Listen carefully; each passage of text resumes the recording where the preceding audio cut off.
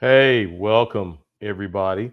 This is your boy, Coach G, on a new edition or episode of Misfits Managed. But you know what? I can't do this by myself. I can't. I got to bring in my co host, my partner in crime, Lauren. Where are you, girl? What up? What up? Hey, everybody. What's up, girl? So glad to see your face. Yeah, I feel for some reason I feel like it has been like so long over the past week because like we both been digging around in lots of things. Lots of things. Been digging around in lots of things. A lot of bones in the ground that I've been digging up this last week. Yes, that's very accurate.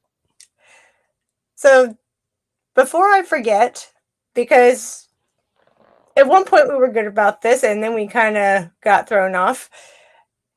If you all want to catch some of this crazy every week, like, subscribe, and share so that you always get some Lauren and Coach G on Tuesday or whenever it is available for you. Share, like, and subscribe. Share, like, and subscribe. Subscribe, share, and like, please. We need to just create a theme song that says all that. But We really do. yeah, that's coming. That's coming. I'll leave that to you. The vocals are not my friend. Oh, okay. Well, I am trying to write now, so maybe I can get.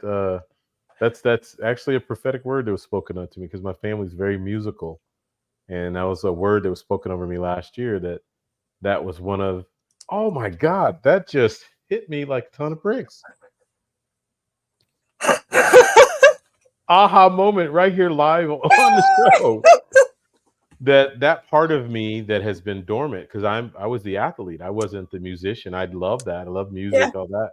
But that was my cousins. You know, my sister was a singer, all that. I wasn't the athlete, off in sports. But that's something that's been dormant in me. And as I've released and created space, what we've been talking about the past few weeks, that's one of those kisses from the Lord that's been dormant that it's about to be rebirthed in me. So yeah, I might have to dabble into that.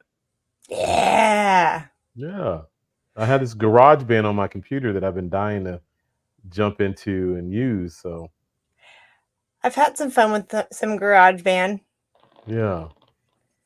So I'm probably gonna have to take a Mac class to really learn the technology that's under my fingers right here. So You can get a start on the University of YouTube or oh, Google. I'll have to do that. Just block out an hour or two on a Saturday. That honestly, that is how I learn most things. And when Is I say that, I mean how to create a podcast, how to build a website, all that. What is that with the wine and the pinky? you know me, I gotta be silly. Oh, jeez. Hey, I'm a misfit. You I'm a are misfit. indeed. Which is why I squirrel. Uh, yeah, that's how I have learned almost everything is a Google search and a YouTube video. Well, lesson learned. I always come Yeah. on this show and learn something new. So it's funny you're laughing at me because that puts me right into our topic for today is Misfits Managed, new episode, a misfit, how to become comfortable with your true self. Because you're the one who stands out. You're the one who has dared to be different. You are the one who's declared to the world, to your loved ones, that you don't want to be average, that you are not average, and that you are the exception Every week. every week. Um, but to say that, you have to become comfortable with your true self. And as I'm reflecting on that, um, I'm evolving as we speak. Literally tonight, boom, a new thing popped out of me as we're having this discussion about music. And writing music, because that's what that prophetic word talked about, that it would be music and overflow, a new sound that I would hear. Oh, yeah. So You know what I did today? what? I created a um what am I trying to say? Um, digital, digital, graphic, like artist portfolio. Oh, so you got some skills? Well, so funny story. Um, not really funny story, just random facts. Well, There so is a difference. yeah, sometimes. Um, well, so I kind of enjoyed the making of all the creative stuff with the thumbnails. And thumbnails, I mean all the social media and Mhm. pictures and whatnot. Well, then so my youngest son is getting to be quite the avid fisherman, and so last night we were sitting talking after all the things, and I was giving my husband a hard time because I'm like, "Are you over there looking at fishing boats for him?" And he's like, "No." And so, like we've just been spitting around ideas on, even future casting for Luke. And he was like, we should like record some of this for him. And I'm like, we should create a YouTube channel for him because both Yes, of the yes, boys love watching all the videos and everything on YouTube. And when I say videos, I mean like people driving monster trucks or just things like that, not a, any yeah. sort of It's a like cool way to actually, learn. Yeah. yeah.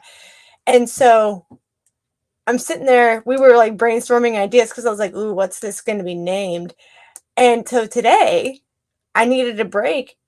So I created a logo for him and whipped out a YouTube channel real quick. It's 100% generic, nothing's on it yet.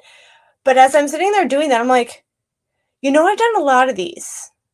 And what happens one day, uh, Mark, is Pod TV getting a fishing show? I'm Maybe, wondering if you're going to possibly. see that. Um, don't you tempt me, Mark. Um, Hey, always but looking for new show ideas. yeah, but I was like, why not just put these in a folder and say, if something ever happens, if somebody says, "Can I see your portfolio?" Sure, here you go. Here's all the things I've done because we start doing these things. Even, you're writing your vocal things of all sorts. We just start doing these and learning. And before we know it, we've got a portfolio and we don't even know it. Right. That's beautiful. Exactly. I feel like to your point with that, for me, and you said this to me a few weeks ago about writing a book. Ha! So this week, I feel like the Lord, again, as I heal and as I release, I was talking to a good friend of mine, Evie, Yep, and she was talking about, with Father's Day, she was telling me, just remind me, you're in a season of um, of healing, meaning there's going to be several segments of release that you're going to go through yep, these next few months. And I've embraced that because I'm excited to become comfortable with my true self. And to yeah. be comfortable with my true self, wouldn't you think, first of all, I got to learn who my true self really is? And I think so many of us as misfits, we're, we're evolved or evolving, but we haven't gotten there yet. And that's maybe why we're so uncomfortable in our own skin because we are so different and we haven't gotten to the final stages of that so when I reflect on myself, I'm learning new things about myself almost daily. So like this week, I feel like, again, as I've released, new memories are coming. Now that's good and bad Ooh, because yeah, I had a night where I had really bad night terror. yeah. So there's been some good and some bad, but you need them both. You I was don't gonna get to say you got pick to the good release or the the bad bad. stuff too. Yeah, Right, and some of the good you need to release so that more good can come, even yeah, better. Release the yeah. good for better, and the better for best, and so on. But I feel like the Lord is organizing my thoughts and compartmentalizing my thoughts into chapters. Woo! So I'm just like, wait a minute, what? But when I but when I take a step back from that, I'm like, that's chapter one. Oh man, that's chapter four. But that's chapter 8. It's just starting to come together in my head like that. How cool. So, I mean, that's not my space to put something like that together. I'm a visionary. I see things and have all these ideas now how to bring structure and all that to things. That's not my strong suit, but boy, I can cast some vision. Well, not your strong suit now. Good point. Good point. Mhm. Don't speak that into existence, Gary. Yeah. Watch what we say. Watch what you say over there and everything. I had a question for both of you because I was listening to your dialogue and all along those lines. Do you think that sometimes, and I know the subject matter and everything, that misfits are sometimes too afraid to acknowledge their true misfit nature? Because I know that sometimes misfits will want to try to fit in with the common good or the common folks and all along those Right. lines. Sometimes Right. they don't want to acknowledge their misfit gifts because I think that a lot of times misfits have various gifts. Yours might be writing, in some ways Lauren might be those things that she's doing in marketing and branding and all along those lines. But there are a number of misfits that don't want to acknowledge their gifts and they're trying to get along. Trying to remember the old expression, but the expression I'm thinking about the coach and everything, but they're just trying to go along with the flow and not really acknowledging their misfit gifts. You tackling that one first? Oh, I'm trying to pop my neck. Um, so that goes on two different avenues for me, if you can imagine that. Um, One, I think for me, I find myself not necessarily trying to fit in with the crowd, but I am someone who always wants to relate. Mhm. It's just human nature, right? We want to relate to people. We want to feel that connection. And so even when I'm in a group of people that I'm like, you know, I don't feel like I just don't feel that flow with. Um I try not to count that out, or honestly, I have to kind of walk that fine line of, well, I'm here. Where, like, what is this path for? Because just from old habits trying to die hard, I sit on that path and I'm like, I naturally try to fit in with those people. And I'm just like, not like, I'm not feeling it. I have to be okay with that. And I hate that feeling of I'm not meant to mesh 100% with this crowd. I hate that feeling. On the other hand, Is what it is, though. it is what it is. But on the other hand, maybe that's where you use your misfit, your inner misfit, to be the difference in that group and to be the person that's, I don't know, doing the weird thing. Maybe not weird thing, but going against the grain. So there's that fine line of I don't want to necessarily be an outcast and I can fit in here, but I'm going to choose to see that fitting in there may not necessarily be my place, but I'm there for something regardless of what that is, and I may not know that yet. That makes That's sense. good. I think, Coach? yeah, I think so many people haven't given themselves permission to be themselves. That, I mean, we did a whole show on this, but there's such a longing and desire to be different, but there's also such a power in familiarity. And Mhm, we're so accustomed and used to 'em. It's like an arm, and the arm is rotting and falling off, but it's still my arm. And we are so used to being parts of groups or being part of dysfunction that when something new and fresh comes that is really good for us, we feel out of place. mhm, And I think that's just, it's sad, but it's part of the process that you have to give yourself permission to be different, to think different. Um, to look different. You know, we before the show we were talking a little bit about body shaming. You know, you got to be comfortable in your own skin. If you know you're overweight, but you feel like you look good and you're in, you know, you're healthy. You know, you don't have to be some, you know, size 2 model, Right. which in my mind is not attractive anyway. So, um, you know, teach his own. But And no, Miss Twiggy was not my idea of yeah, attractiveness either, and everything. But one of the things that I run across, and I don't know y'all thoughts about this, is I have had a couple of friends, even a couple of friends that were in my dating lane and all along those lines. And some of them were misfits. And sometimes I felt that they were judging whether I was misfit enough, because sometimes I think that there can be some competition among misfits as well, particularly when they are in that dating lane. Because I do know that there was a young lady I dated and she was very artsy fartsy. That's even what she called her company. And sometimes she would tell me that I wasn't artsy or fartsy enough, and all along those lines. I'm going like, oh, wait a minute. I am acknowledging the fact that you're a misfit, but you don't need to judge my misfit nature and everything, because she would sometimes think that that wasn't that is true artism. madness. That is madness that you're not misfit enough. Right. I mean, the fact that you've taken a stance to be separated from the crowd, just lost. There goes the light, but okay. Gary's Um, losing it.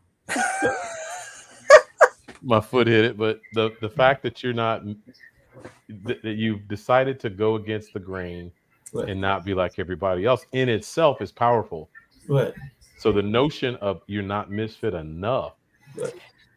I think that's just as isolating as the other extreme. Mm-hmm. Because, I mean, if you're gonna find you and be you as a misfit, Gary and I have talked about this before. You got to be able to meet everyone else where they are, Right. because that's the definition. You're the different one. Y'all are meshing with each other. Right. And honestly, if you isolate yourself that much, you're going to stay in isolation. No Well, offense. you're not a true misfit, because a misfit will accept a misfit has the understanding of being different, and Right. you're going to accept people where they're at. Right. Remember how we talked the scenario if we're doing a task and you delegating that task to someone else. And yes, I have a way I want to do the task, but really, as Yep. long as we get to the end game on time or on schedule, whatever we've Yep. agreed upon, how it's done, does that really at the end of the day matter? Shouldn't. So we've got to accept people to be different and do things different and think different. I mean, to me, that is the definition of evolved misfit. Mm-hmm. That Yeah. makes sense and everything. Well, and honestly, the one thing I've learned, and I think G over there has too, I can't take you seriously ever. I'm being mean, baby. I'm Yeah. gonna be mean. When you're trying to fit in to that box, Right. whatever you think it needs to be, whatever somebody told you it needed to be, Right. you're like 100% conflicted. And half the time I'm talking about like physical health now, as well as mental. It makes you feel like crap. Yeah.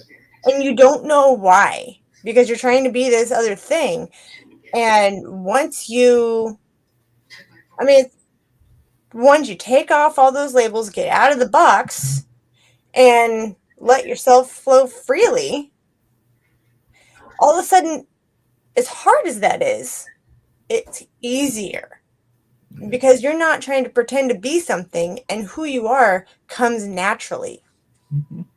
That makes a lot of sense. Yeah, it's exhausting to be something that you're not. Yeah. I mean, think about the energy that is being burned, putting on a mask every day, being something, Yeah. talking and thinking and acting like something that's not authentic to you. Mentally exhausting and Exactly. physically. Yeah. It's mentally, well, actually, not only that, but it's emotionally exhausting, because I think about Yeah. some people that I know that are so lost in themselves that they don't put on just one mask. But I know some people in my circles that probably put on 3 or 4 masks in a day, and that is very emotionally tiring, because you put Yeah. on a mask in the morning, maybe for your kids, if you've got kids, or your work job, but if you've got a work environment, then you put it on for your spouse or your other half in the evening time, or maybe your circle of friends. But yeah, I've seen some people that literally have 4 or 5 masks, whereas it seems to me this is what it all is saying, is that whether you're a misfit or not, the best thing is to be authentically you. And that's what I always talk about, is trying to be authentically you. So, Mark, that actually is a perfect segue. I'm going to do a quick plug here because Coach G and I are starting some misfit coaching to help people with exactly that. Because what happens when you wear too many dang masks, you forget who the heck is behind them, right? Mhm. And if you do that for long enough and you try to fit yourself in those boxes for long enough, you don't know what the heck is going on. Yeah. So You lose sight of self. you lose sight of self. So Coach G and I are going to take on a new little venture of some misfit coaching, and we are going to together, because that's how we roll best with this, um, help some people work through that and what it looks like for them, because somehow we tend to, dig from both sides a little bit and pull that out of people. And honestly, we didn't even know we were doing it at first, and it just kind of keeps happening, which is pretty cool. But if anybody thinks that misfit coaching might be something that could help, please let us know. And you can do that without having to just broadcast it.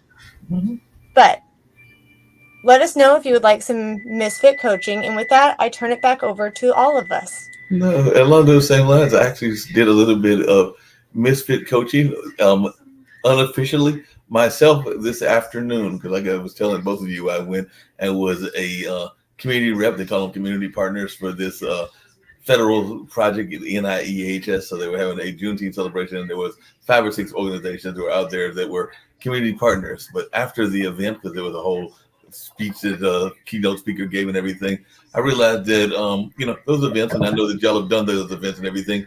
The water and the juice and the little pastries are nice and good, but if it's lunchtime and they haven't filled you up, you got to go get some real lunch. So I went to Right. a local lunch establishment, and there was a young lady there, the waitress, and I had never been to this. This brother is so It's only been proper. around for 6 months and everything, or maybe even less than that. And she was saying, she was telling somebody younger, you're talking to a younger waitress, and she was like, "Yeah, I'm 25 and I haven't figured it out and everything." So when she came and was giving me my bill, I pulled her off to the side and I said, "Guess what? You're 25 and you haven't figured it out.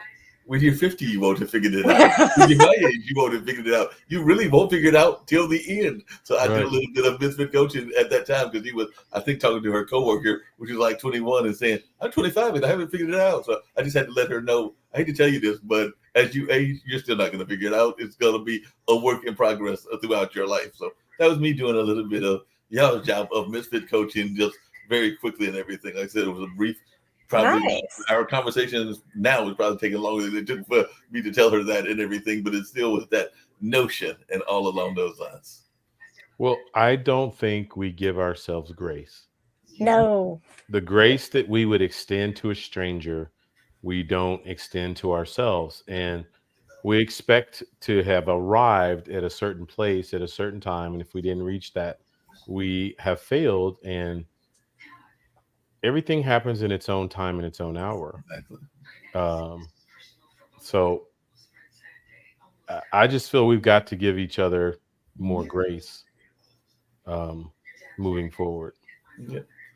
Yep, you're slightly freezing and everything, but along that same grace line and everything. I think the first time, Lauren, that I realized that I was somewhat of a misfit, and like I said, not this Monday, but the following Monday, I would hit that big 6'2" birthday and all along those lines. But when I was in college, there is a certain thing, and you have a little bit of that Southern twang to you as well, but there's a certain Southern expression that we all use and everything. It's called y'all. So I remember going to school and I was always saying y'all. And I think one of my schoolmates was like, Mark, we're going to make a bet with you that if you stop saying, every time that you stop saying y'all, we will give you a quarter, and all along those lines. Or no, you have to pay us a quarter every time that you say y'all. I think that I kept saying y'all, even though they told me to stop saying y'all, that it got up to like $500, $600. So I think that they just basically called the bet off. They were like, we give up. You're not going to give up this expression. This expression is you. So we're not gonna make you stop saying y'all. You were born in the South. You also love sweet tea. So these are things that you're not gonna give up, despite the fact that they tried to bet me to end this habit, but it did not work.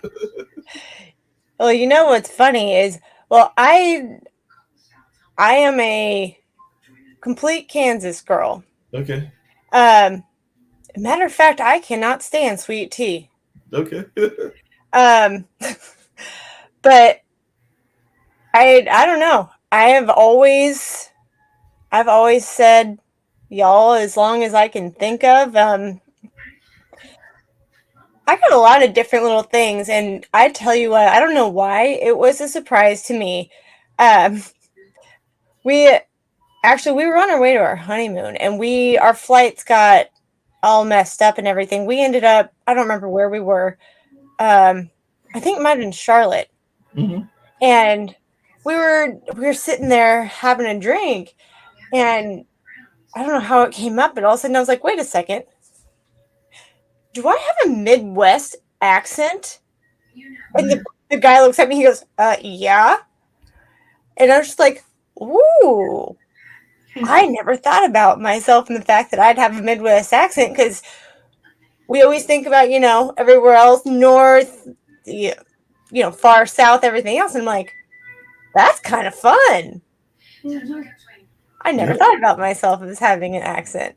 Yeah, and I never think about it, but partially of my radio background, and people will say that I don't have the typical Southern accent, but then every once in a while, the twang or one of the other Southern things will come out. So because of the radio and media background, it does sometimes feel suppressed, but then sometimes it will slide into conversation. So I've had friends say, "Yeah, we can hear it," and they also say, and my mom gets on me sometimes, and this is a misfit habit as well, because sometimes I'm thinking I am speaking as clear as day, and both my mom and my younger brother will be like, "You are mumbling. Why are you mumbling?" And I'm going like, "I heard myself clearly. I was not mumbling. So I don't know what y'all talking about. I was not mumbling. I could hear myself clearly, but sometimes I guess." Because we're projecting our voice and we can hear what we're saying, it Yeah. doesn't always register because sometimes it's the fast talking or it's other things that are going on. But yeah, they've called me a couple times. They're like, "You're mumbling," and I'm going like, "I'm not mumbling. I know that I said what I said, and I know what I was trying to say." But they will sometimes get on me for mumbling, and I'm going like, "I don't think I was mumbling, but okay." But I'm not the one listening to me, so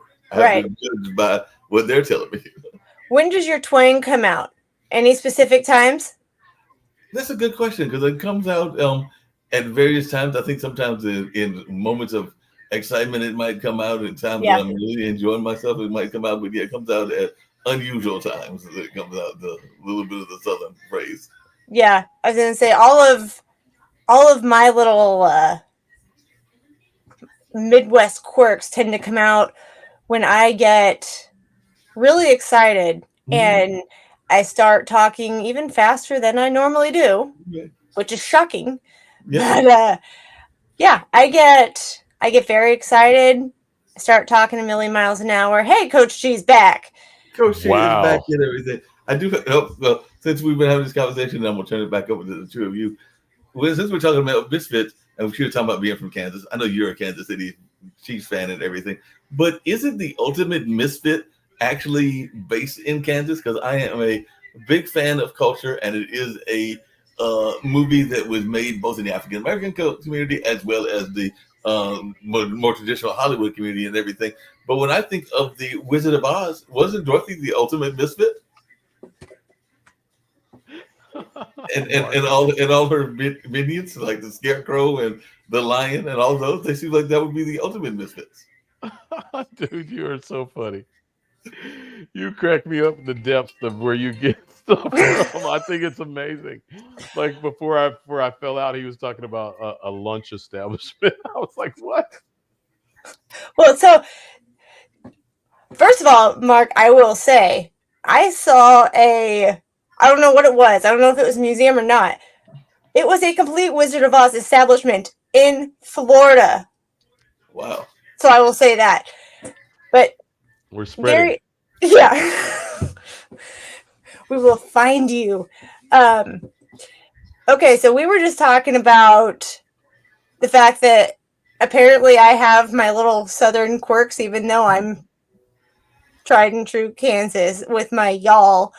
And Oh yeah, you got that y'all going all the time. I always say y'all, but I was like, I've always said this.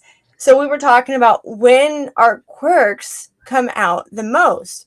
And Mark and I both said when we get excited or, well, really excited mostly. So when do yours come out, Coach? Probably when I'm nervous. Yeah, Ooh. they do come out sometimes there. Yeah, remember when I'm nervous or in a situation where I feel inadequate. Okay, so what are your little I'm trying to. quirky things? I knew you were gonna ask me that. Of course you did. Um, Well, you just got a new one because what's with this pinky? And I was going to ask you whether the pinkies alternate because that is a new quirky thing that's going on. You've been doing it in a couple of shows, not just one. But I'm going like it looks like it's always the I think it's the left hand. But I'm wondering, will he ever do it with the right hand? Will he ever do it with the opposite? Well, don't forget you got to raise the eyebrows really tall too when you do it. You got to do both. no, that's just the misfit in me being silly. So just being free. But like, I don't stutter. But I think Oh, when I'm comfortable, I just don't traditionally. I've never been a yeah, stutterer, but yeah. when I'm in an uncomfortable space, I kind of do that and can't enunciate my words. I do that too. I'll flow through a word and not fully enunciate the word. You got the mumble of Mark that he was talking about. Yes. Yeah. Yes. Yeah. I was telling him I tend to talk faster than I normally do, which is get on board if we're going to do that because I talk fast. Well, I just probably would just when I'm uncomfortable, I just talk. There's that too. Yeah, just don't pause. Just and for a man, that's not normal because we're normally quiet. So, Oh, but there hey, you go. there I am putting people in a box Yeah, again. you put Look at it in me. the box because ironically that, and I would say even to this day, it can sometimes come in if you want to talk about being a misfit because even though I've been in the work of entertainment and the work of media for decades and all along those lines, I am also the one that is I think the expression that people use is wallflower. So I will seriously sit off in the corner and be an observer and not necessarily get engaged even at dances. And sometimes it's because of fear of embarrassing myself and all along those lines of feeling that I'm going to embarrass myself. I think I told y'all before that as far as I'm concerned, one of the greatest inventions on the dance floor was the strobe light. Because the strobe light makes anybody look like they're a good dancer because it kind of like makes you look like you are moving in motion even if you're not. So as far as I'm concerned, whoever invented the strobe light, thank you. I think it's actually a distraction, Mark. I think people are so focused on the strobe light that they stop paying attention to themselves Right. and what people are thinking of them. It's like me when I wouldn't say I'm a good dancer, Mm-hmm. but you get a couple of glasses of wine in me, or 3 or 4 shots of tequila. I'm a pretty good dancer then, because our inhibitions, we just become ourselves. Right. So Wait, you're a pretty what? good dancer, or you think you're a pretty good dancer? Well, I would think I'd say I am at that point Okay, because then I'm not afraid anymore, well and that's I fair just flow. because you get that much in me, and I can think I'm a good dancer, but no. You know you got some moves on that dance floor, Lord. Don't even try to I fool. do not. What? I do not. I actually there's like a couple of dances that I know like a couple moves to, but other than that, I'm like the Cupid shuffle and stuff like that. And honestly, I do not like to dance. I will, yeah, I don't. My dad and I laugh about this all the time because I will, I will go to weddings and I'll go out there. you will have to drag me to the dance floor. I will be there for maybe a couple songs just to entertain it, and I'm out. Oh man. I do not like to dance. It's been so therapeutic for me because I remember here in Kansas City, it's called Mark for You, the KC two step. In Ooh. Chicago, they have the Chicago A step. So they're similar, but, by city. And when I first went through my trauma, the journey of a warrior, um, one of the things I learned really quickly how therapeutic dancing was for me. So when I took my class, I would literally, and I was became close friends with the instructor and ended up dating her. But she would be like, just leave him alone. The women would come over and try to, hey, and she'd be like, leave him alone. He's healing. Because I would go into the corner, close my eyes, and do my steps. And the two step, it's two steps at a time, but it's 6 total steps in the whole dance. Yeah. So I would just be doing the fundamentals of the dance by myself in the corner, bawling, healing, just Wow. all of that pain pouring out because it was a safe place. I was in motion and moving.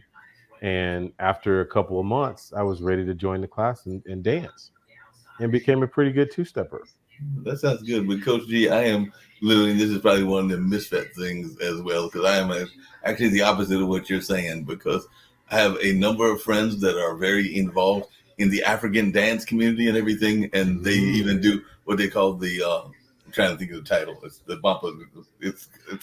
Basically means that you're doing the communal dance and they draw the community into it. It's got a nickname, but it's not coming to me right now and everything. But they will call people out to dance, and they know pretty much that at that time I'm probably going to be making a beeline toward the balcony or some other place that I cannot be found in order to get pulled into that. Because even when Baba Chuck Davis, who was a dance pioneer, was around, I'm pretty sure, because he passed some 6 years ago, but I'm pretty sure that he knew not to call on me because I was probably not going to be anywhere nearby at that particular time and everything. So yeah, I have friends that to this day they'll be like, "Yep, Mark's probably going to disappear right about now." So You headed to the bathroom. That's me too. Yeah, that getting pulled into those That's communities. good to know, Lauren, because if we're out somewhere, some kind of thing, I'm gonna be like, I'm gonna get you, girl. Yeah. You usually find me in a different room because I don't want to do that. That's funny. And here's the fun part about me. I do not like to. I am not good, but I will automatically start leading. Oh, okay. The dance? So even though you're not a dancer, you'll take the lead, even though you don't think you're a good dancer. A group of friends and I used to go to the little country bar in college, and again, didn't know the steps. I know how to do like the basic 2-step, but I will lead. And everybody used to be like, "Stop leaning." I'm like, I don't know how. Yeah. Like yeah. Mm-hmm. I know we've got a country bar here as well, and I keep saying that I'm going to attempt one of their things because it's not just dancing; there's other things that can be risky. Because we've got one of those. I think they've still got it at Shooters, but it's one of those bouncing bull kind of things that you still supposed to get on and try to ride them. And I'm going like, no, that thing looks like it might want to buck me. I'm not trying to get on that thing, but I'm thinking I've only been to Shooters once, but I have seen the bull. I'm going like, no, that's all right. It's mechanical and it might malfunction. I'm not doing that. Well, see, what I love about the KC two step, especially as a man, is it's man led. The woman has to. There's an intimacy to it, so the woman has to trust the man to lead her and lead her well. I mean, they look ridiculous if he doesn't lead well, but they look absolutely beautiful if he's a good leader and she's submissive and follows. She can't guess what he's about to do, what the next move he's going to put her into, because he's just creative.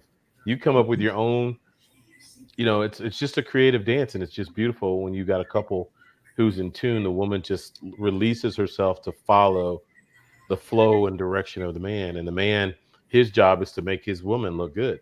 The better he makes the woman look, the better the dance looks. So it's just powerful. Yeah, it sounds like a very powerful dance move, and that definitely is one of those. I got to get Lauren out two-stepping. Boys look at you like that's not happening. Thinking about that makes me cringe. 6 simple steps is the fundamentals of the dance. We just There you talked go. about being comfortable in your own skin. Right.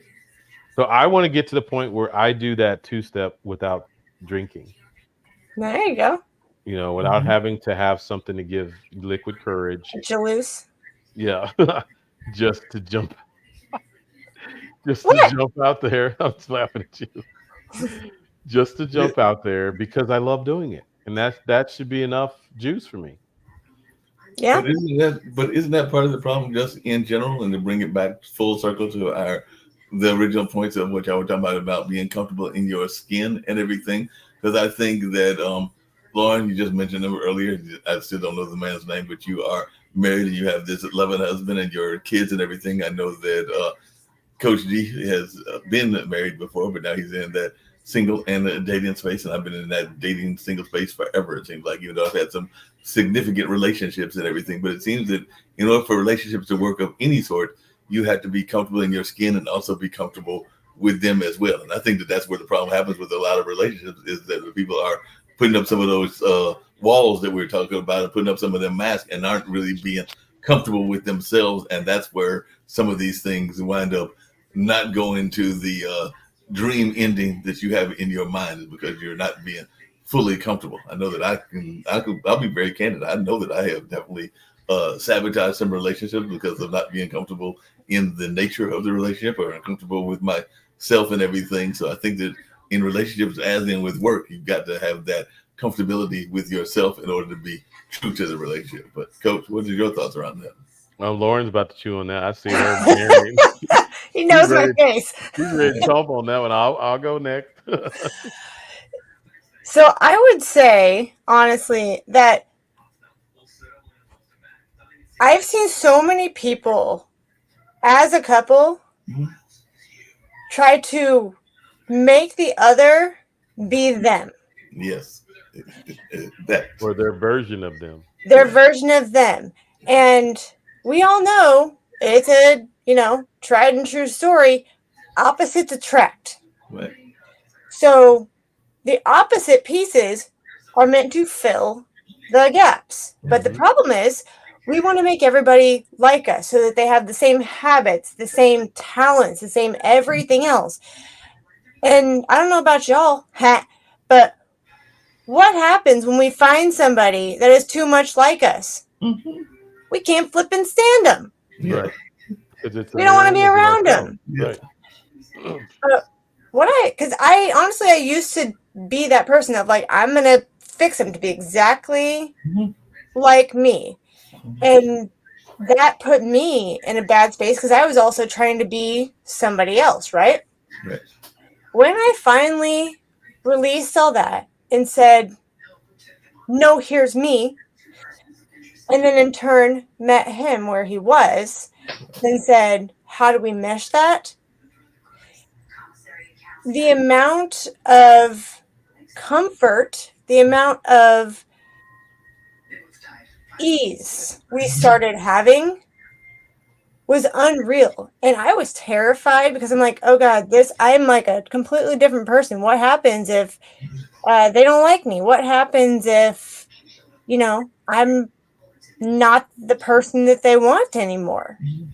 And then I had to be real with myself, and I was just like, you know what? I've been essentially being this person, and here we are. So why would I think that that would actually change? And the more I was just like, okay, I had to ease myself into it Mhm. because it was just all in my head. But the more I started being comfortable in my own skin and embracing my own skin and letting him embrace who he was, as well as me embracing that for him and with him, like night and day, different ball game. Yeah. Hmm. All right, G, your turn. Well, I'm just chewing. I think one of the things I've learned in this dating is people just are not authentic. Um, you end up dating a person, and then over time, you realize the person that you are attracted to is not that person, and that they're a totally different version of themselves. This is a new spin I'm learning. especially if you date a person who is not fully healed, that the person you date day one, day 365, a year later, if they're working on themselves, is a completely different person. Mhm. And the tolerances, things that you liked about them that you thought was attractive or drew you to them may now be gone. And this is now a person that you can't see yourself with romantically because their true self is starting to come out. Trauma bonding. How many times do we do that? Yeah. Two broken people come together because they have some similar interest within trauma. And then as soon as the trauma is removed and there's healing on either part, it doesn't have to just be both parties. If one heals and the other doesn't, it messes up the whole equation. Yep. So that's probably more of what I've run into in my dating experience. And that makes a lot of sense. And sometimes the trauma bonding can even be interesting because I was talking about that restaurant I went to, and ironically, as I went to the restaurant, then I had to, do what you had to do when you come to a restaurant. I had to run to the restaurant. And as soon as I came back out, I literally ran into, because she waved at me as she recognized me, but I ran into the mother of my nephews and everything. So my brother's ex-wife and everything. And I'm sitting there going like, and I remember some of the trauma bonding that they were having even when they broke up and everything. He's with a new lady. He's been with his new lady for several years now. But I remember that when they had my nephews together, because they were together at that time, he has literally a twin sister, and that twin sister was going through some divorce, and the family's convinced that that's part of what broke her and Malik up, was that she kind of like did that trauma bonding and kind of like forced them to uh, find reasons to break up and all along those lines. But I'm sitting there going like, that's some of that trauma bonding you talk about, and they are, I want to say, the twins that are like identical and everything. So they are very much that common personality and all along those lines. So that probably played some into it as well. But just running into her and knowing that sometimes um, they still have to maintain that relationship, because my nephews are about to be 15 and 16. So they've had to go at least another few years in order to bond. Because matter of fact, that's the first thing she told me. She's like, I'm going to tell Malik I just saw you. I just talked to him yesterday. And I'm like, yeah, I'm sure you did, because y'all had to do that parenting bonding. So there's some of that parenting bonding that goes on as well. And I think that Misfits have to recognize some of the dynamics, is the long and short of what I'm trying to say in the story, that they have to recognize the dynamics that will take place no matter what the trauma may have been created, whether it was divorce or in some cases health and other things. But you have to deal with those and put those in some kind of I won't say a box, but you have to figure out a way to deal with them on a regular basis, particularly as long as there are kids involved. Right. Yep. All Right. right, Coach, I got a question for you. Okay. I was about to throw some stuff at you, but go ahead. You have been going through, as you've said, a season of release. With that release, how has it been for you trying to be comfortable in your own skin with that? Because that's a lot of times the pain that nobody wants to feel. Right. I would say this time releasing has been painful and maybe even at a higher level than the past, but because it's richer, this is like a second, third, maybe even fourth level or layer of pain that the Lord is peeling off, layer at a time. But the difference, I think, this time is I'm comfortable being uncomfortable. Yeah. I've learned to grow to be comfortable being uncomfortable, knowing that it is for my good. And I just have to hold on and pass through this. Um, and better things, better thoughts, better feelings, better whatever is coming. There you go. So, kind of the prophetic word that I had talked about last week, Yep. that it's always darkest before the dawn. And from a biblical or spiritual standpoint, just before you reach that great blessing, that is going to be your greatest attack from the enemy, because he does not want you to receive it. And that is the space that I feel like I'm in. That at work, a couple of my friends are like, dude, what is up with you? And I'm like, what? And they're like, you're glowing. Mhm. They're like, you just have this radiance to you now, and you walk, the way you walk is like you're walking on air and stuff. You just have this confidence about yourself and stuff like now that's just been magical to watch. And I just feel like because I've embraced being comfortable, being uncomfortable, I know I'm in a season of release and there's a better version of me evolving coming out. And I'm like, come on, come on, come on, come on. The coach in me rises up, and if you ever Yeah. see me, you've never seen me coach, Lauren, but I'm very active and animated. I'm in a stance, like a defensive stance, clapping my hands. Come on, let's go, let's go, let's go, let's go, let's go. Come on, move your feet, rebound, rebound, rebound, rebound. I'm just doing all this stuff. I'm so active as a coach. But this is gonna make me emotional because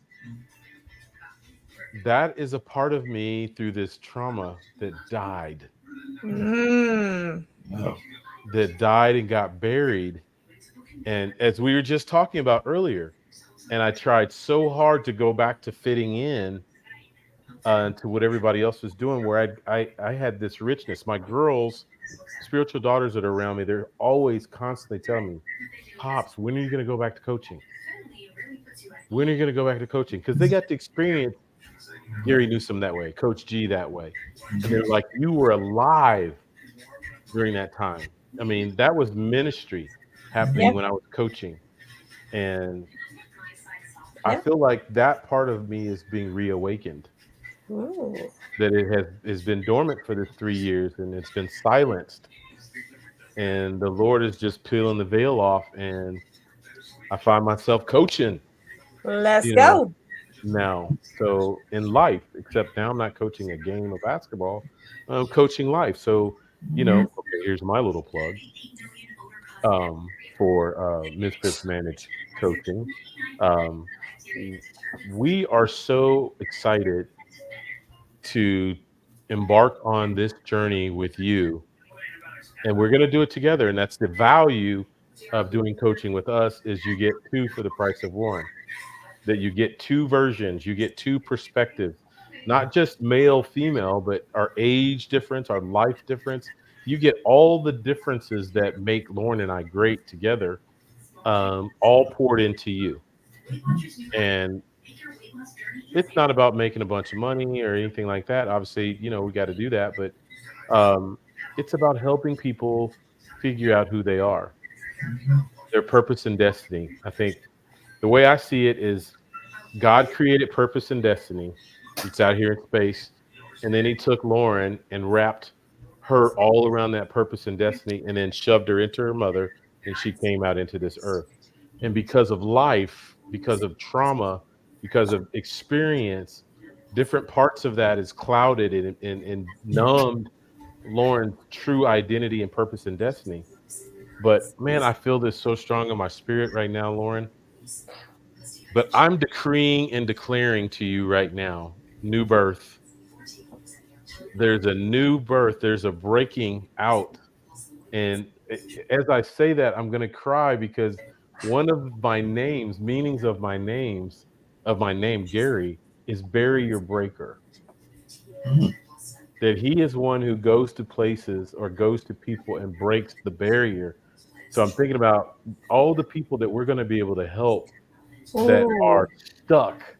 Break And that barrier. we're going to break that barrier, and it's going to be like a gush of wind or water, or whatever it is that they need. Just this great refreshing will overflow from that. See, there's the coaching. Here's the excitement. And the water. Remember, you were just talking about water the other day. I love it. You got water and barriers breaking and everything. That just sounds amazing. And all those, that's just going to be amazing. This opportunities that are come y'all's way, and just going to be truly amazing. I feel it coming, girl. I'm excited. We've climbed this mountain, and we're just like, oh, there it is, there it is. Oh, we slipped down a little bit, but it's right over there, right over there. See, I got my chisel in the rock here, and was like, no. Chisel. Come on. Chisel. So I think too, a whole other topic and a whole other show. I said I know it's a whole other show and a whole other topic, but as you were talking, I was thinking to myself about how even what y'all were talking about earlier about the barriers and being comfortable in your skin. Sometimes people are and this could be a whole nother topic and a whole nother show. But sometimes I think people are too comfortable in their skins because their skin is a skin of misery. Because I have seen some couples and everybody where they will try to bring their misery to you. How many of us have known Misery loves company. people that have been in bad relationships, and then after the relationship, they got into a new relationship, but they tried to bring that coat of terror that came to them into the new relationship? Because I know that I have been the victim of that a couple of times in my life. So that could be a whole nother show on misfits. But there are some misfits that get too comfortable in their negative skin. We all have both a positive and a negative skin. Right. Get too comfortable in their negativity. Man, I'm really wanting to do next week continuation of this with that video that gives us a week to really dive into You're Not is the name of the video. You're Not. And misfits have to understand that you're not. You may have been in the past, you may have been before, but you're not anymore.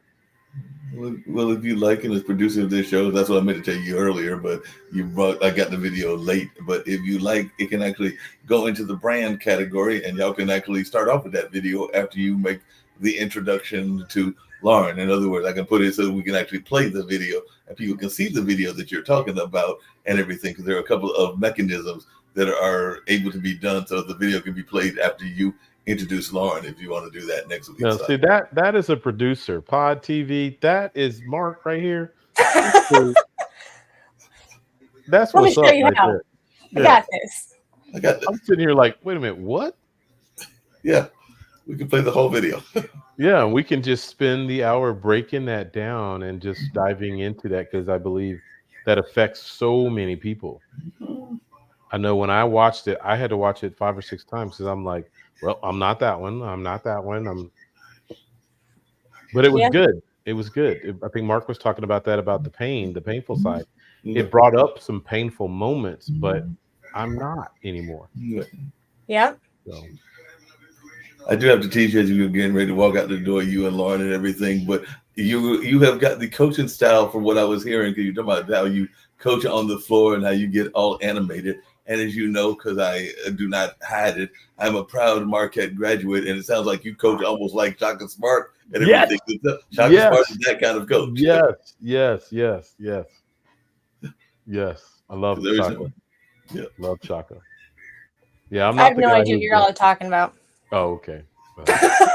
He's a very animated coach. He's a coach of my alma mater, but he's very animated. He gets in the face of the athletes. He gets into the whole floor, but he's not the kind of X's and O's kind of coach that some people are. He is very much an engaging coach, both with his players, his fans, and everything else. So that's the kind of coach that both Coach G is and this coach of my alma mater is as well. So they're very much that kind of active coach. Motivating coaches. Motivated coach, right. Well, Coach, I think that needs to go to the stage. Let's go. Bring that energy to the stage. Are you saying Misfits managed on stage? Sure. Is that what you just said? Misfits managed live. I can see a Misfits manage an entire play, an entire production. Who knows? Y'all might be Misfits managed. What did we just have? Just I think it was a couple of days ago. The Tonys, Misfits managed, maybe getting the Tony Award. Yeah. Hey, I'm loving that. There you go. The sky's the limit, but not just for us, not just for Mark, but for you guys too. Everybody out there listening to us. I mean, don't settle. Misfits don't settle. We've worked so hard to come out of that box that now is not the time to settle. You worked hard to come out of that. So now is the time to reach for everything that your heart desires. As I tell my students, as I'm recruiting students in college, what is it that feeds your soul? Yep. So Lauren, give me something. Mark, give me something that feeds your soul. You're a misfit, so you came out for a reason. Something feeds your soul. Honestly, being a misfit and being able to breathe life into other misfits 100% feeds my soul. Word. And I would say it's something very similar. I love when whether it's the event I was at earlier today, whether it's in the work I do in the cultural center and everything, I feel my soul at a great peace when I'm able to work with people, share that common goal, share that common joy. Because one of the things that I was reminded of today and everything, and you said it a couple of times yourself, Coach G, and everything, we are we only have this life for as long as God graces us with this life and everything. So we have to make good with the time that we've got. Because maximize the moments. Yeah, on a sadder note, I was talking to a friend of mine who's very much into the science space, and we were talking about a very popular gospel group here. And the gentleman literally, I think he said it was last year, like maybe June of last year, he got married in June, and he has already passed away. I think he passed away like 5 or 6 months after he had gotten married and everything. Wow. So like I said, you never know what God will actually, when he'll call you home and all along those lines. So you have to live life with the joy that you have while you have it. Because like I said, right. And the group is still going on, because it's a well-known group and they're very popular. So even though he's gone, the group is choosing to carry on his legacy and also the message of the gospel by keeping the group going. As a matter of fact, they'll be playing next month at one of our local festivals and everything. But it's that notion of live life to the fullest while you have the life. Yeah, it reminds me, I think it's Commission that did the song back in the day called Tomorrow. I used to sing it in church. Basically, the gist is, why put off for tomorrow what you can do today? Because at the end of the day, tomorrow's not promised. Exactly. So, Yep.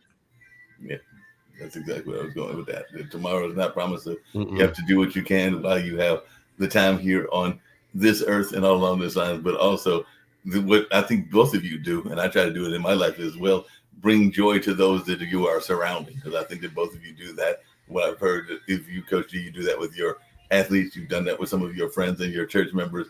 And I get the impression, even though we're newer friends, that you have that same kind of energy with your, not just your husband, but your children, Lauren, and the people that are in your circle as well. So I get the feeling that y'all are trying to pour into others. And I think that that's the best thing that we can do. A friend of mine calls me, and he's actually in the funk music scene. And I know some people that are in that mindfulness space, they will use this term of light warrior. And I see both of you as being light warriors. Well, I speak into that too. I absolutely love my co-host. I couldn't have picked a better person or partner. We've laughed about this because there's some other people that wanted me to partner with them in this venture. I was just like, oh, yeah, sure.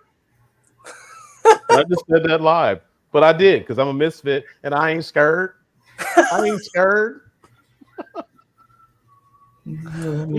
But no, real talk. I mean, just our vibe, our energy, the way we bounce off each other. Again, we're just showing you guys live being different, what that can look like. Yeah. So the value now that we are live, not just on audio, that you actually get to see us interact. You get to see our personalities. You get to see our physical differences, all these different things. Man, come on.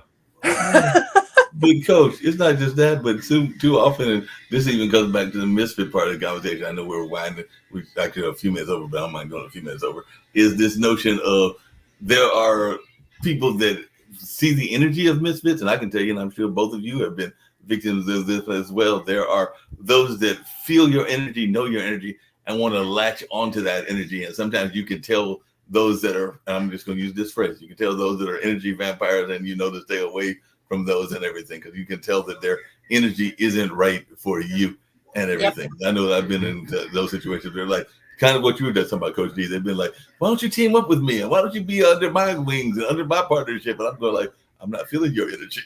Nope. I've learned the ministry of nope. Nope. Nope. Bishop Jake spoke a message a few years back, stay with the asses. And he was talking about there's levels that we go to that we can't take anybody. There's certain people can't go there with us. Right. Yep. And I've just really revisited that in reflection. And, you know, I wouldn't have gotten this joy, this happiness. I love doing this show because I'm doing it with Lauren. And I mean, even on the bad days, hard days, I still love doing the show with Lauren. So that's my sis. So you and Lauren do a great job at everything. But last thing I'll say is that you know that it is and then I will close out with the mental health video and everything, but you know it is a person that is one of those more energy vampires when they start claiming things that don't make any sense. Because I've had a couple people that have been like, yeah, your mom just loves me. And I'm sitting there when I go back to mom, but mom is sitting there going like, I don't even know this man. So who in the heck is he? Who in the heck are you talking about? So I've even come to her and been like, so and so said that they wanted to say hello, and then mom's looking at me like, and they are who? Well, Lauren, you got the final thought, girl. Yes. You know, I think I would just leave with you'll never find an easier time being you if you let go all the baggage and be you. Mm-hmm. Easier said than done.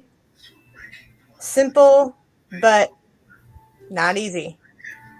But one more plug with Gary and I will make it easier. On that note, in all seriousness, embrace your quirks. Embrace the inner and the outer misfit of crazy up there. And the people who need to be in your life will come to you, Yes. and you will be magnetic. Yes. Yes. Man, that's good. Yeah, that was real good. So on that note, we're gonna go out with this mental health video and everything, but that was very magnetic. If you're watching this with your friends, you'll probably make a joke. Because you know what you feel on the inside. Isn't what you want people to know. If you have to pretend to be happy, find someone you trust and tell them.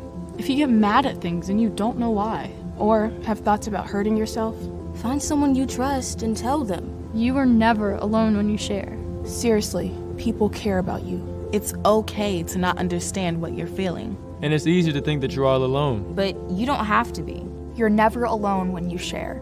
Don't be ashamed to tell someone you trust what you're feeling. You're not alone. You are not alone. Find someone you trust and tell them. Tell a parent. Tell a teacher. Tell a brother or sister. Or just tell a friend. You haven't done anything wrong. Talk to someone. Talk to someone. It's how things get better.